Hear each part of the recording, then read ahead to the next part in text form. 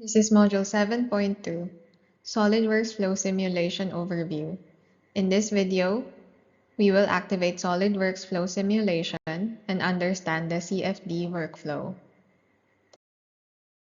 At the Command Manager, you should be able to see the Flow Simulation tab.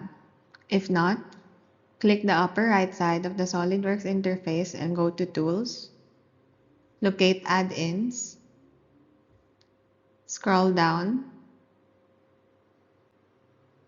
and select SolidWorks Flow Simulation and tick the boxes.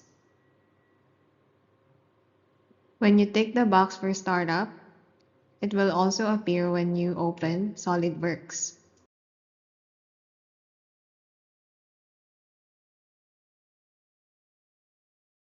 The Flow Simulation tab will show all of the commands that you can use for your model.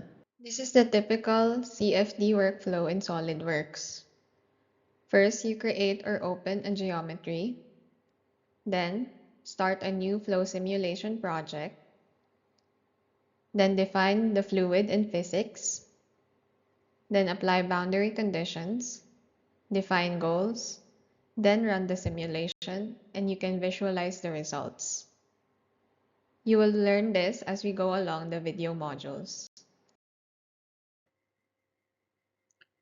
For this video's mini task, hover over each flow simulation icon in the Simulation tab and read each one of them.